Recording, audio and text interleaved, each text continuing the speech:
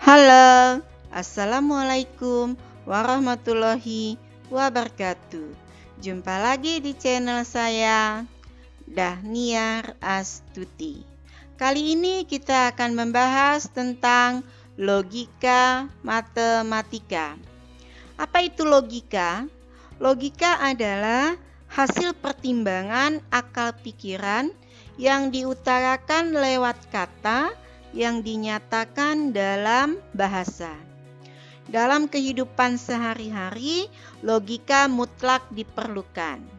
Nah, agar tujuan komunikasi kita tercapai, baik formal maupun tidak formal, diperlukan kalimat yang berarti. Nah, yang kita bahas di logika matematika kali ini adalah pernyataan, kalimat terbuka, pernyataan majemuk, hingga penarikan kesimpulan. Kita mulai dari kalimat. Apa itu kalimat? Nah, kalimat ini terdiri dari kalimat tak berarti. Contohnya adalah sekolah makan 3. Nah, kalimat tak berarti yang tidak mempunyai arti.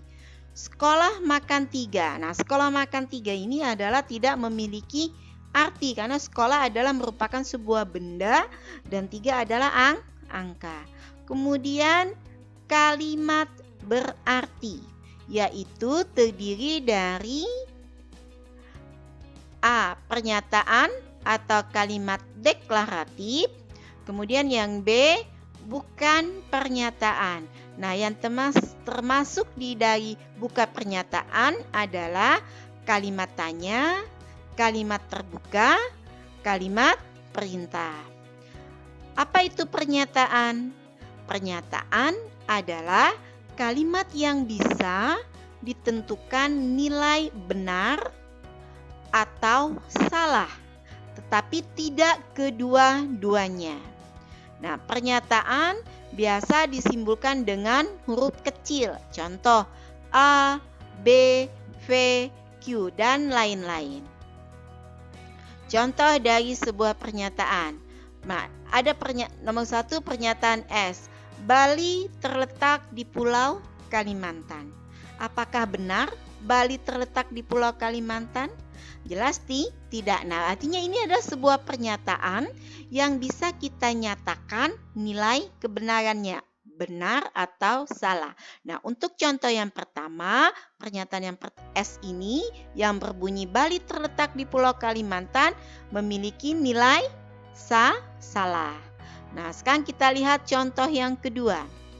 Pernyataan P berbunyi jumlah hari pada bulan Mei adalah 31 hari. Nah, ini adalah sebuah pernyataan karena kita bisa mengatakan benar atau salah pada pernyataan ini. Kita lihat kebenarannya pada bulan Mei. Kenyataannya bulan Mei itu jumlah harinya adalah 31 hari. Berarti pernyataan ini adalah bernilai benar. Nah, di sini saya simpulkan yang salah adalah S, yang benar adalah B. Kemudian kita lihat contoh yang ketiga. Pernyataan Q berbunyi, semua bilangan prima adalah ganjil. Nah, kita tahu tidak semua bilangan prima adalah ganjil. Berarti pernyataan Q ini bernilai salah. Nah, ini pernyataan yang bisa kita nyatakan nilai benar salahnya. Kemudian kita lihat contoh pernyataan yang T. Berbunyi 5 ditambah 3 kurang dari 11. Apakah bisa kita nyatakan benar salahnya? Nah, di sini kita bisa mengatakan 5 tambah 3 itu adalah 8. 8 kurang dari 11 berarti betul. Berarti ini adalah pernyataan yang bernilai benar. Sekarang kita lihat kalimat terbuka. Kalimat terbuka adalah kalimat yang belum bisa ditentukan nilai kebenarannya karena masih mengandung peubah atau variabel. Nah, kalimat terbuka ini akan menjadi nilai benar atau salah, akan menjadi sebuah pernyataan apabila peubahnya kita ganti dengan yang peubah kita ganti dengan variabelnya yang sesuai. Jadi kalau dia sesuai dia akan menjadi benar, kalau tidak salah. Kalau kita ganti peubahnya dia akan menjadi sebuah pernyataan.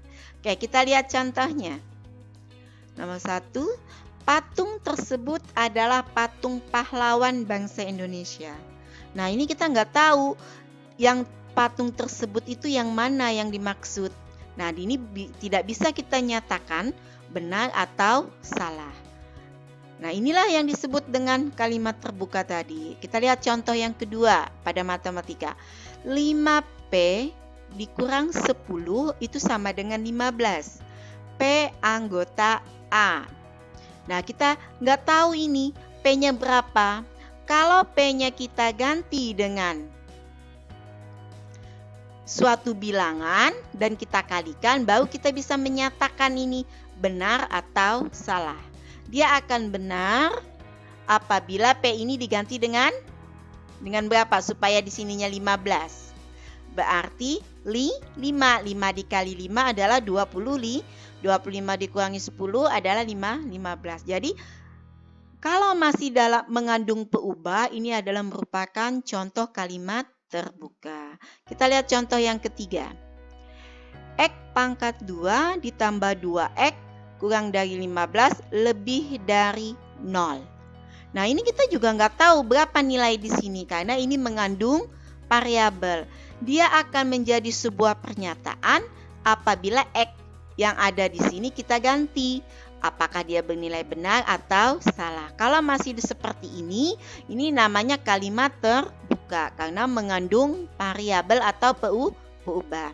Kita lihat kemudian kita masuk ke ingkaran atau negasi. Nah, negasi itu adalah suatu pernyataan baru yang dibentuk dari suatu pernyataan awal sehingga nilai kebenarannya berubah. Jadi kalau awalnya itu pernyataannya bernilai salah, maka negasinya bernilai benar. Begitu juga sebaliknya. Oke, apa simbolnya bagaimana? Nah, negasi pernyataan P itu dinyatakan dengan begini nih. Ini simbolnya. Kita membacanya negasi P atau ingkaran dari P. Nah, jika P suatu pernyataan bernilai benar, maka negasinya akan bernilai salah. Kalau P ini bernilai salah, maka negasinya akan bernilai benar.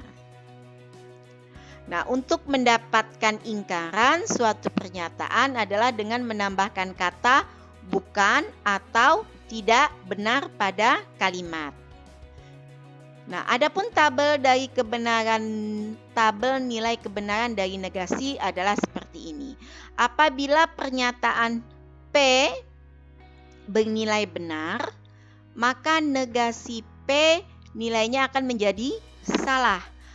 Kalau P-nya salah nilainya, maka negasinya akan bernilai benar. Artinya kebalikannya ya. Nah, sekarang kita lihat contoh dari negasi. Contoh yang pertama ada pernyataan P berbunyi Pantai Kuta ada di Bali. Apakah benar Pantai Kuta ada di Bali? Nah, ini adalah pernyataan yang bernilai benar. Kemudian negasinya bagaimana? Nah, negasi P-nya adalah Pantai Kuta tidak di Bali. Nah, Pantai Kuta tidak di Bali, maka yang awalnya benar menjadi negasinya bernilai salah dan memang salah ya, Pantai Kuta tidak di Bali. Atau bisa juga kita nyatakan negasi P itu adalah tidak benar Pantai Kuta ada di Bali dan ini nilainya tetap salah. Jadi kalau pernyataan awalnya, ini pernyataan awal dibuat pernyataan baru yang berdasarkan dari awal ini dan nilai kebenaran yang berubah, ini yang namanya negasi. Negasi P atau ingkaran P. Kita lihat contoh yang kedua. Ada pernyataan S yang berbunyi 10 dikurang 3 kurang dari 5. Apakah benar 10 dikurangi 3 itu kurang dari 5?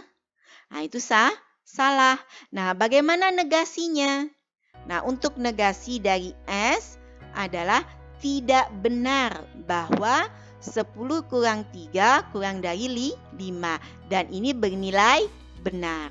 Atau negasi ini bisa juga kita tuliskan kalimatnya 10 kurang 3 lebih dari atau sama dengan 5. Nah, ini juga bernilai benar. Nah, demikianlah pembelajaran kita hari ini. Semoga video ini bermanfaat dan kita semua sukses. Amin. Terima kasih. Assalamualaikum warahmatullahi wabarakatuh.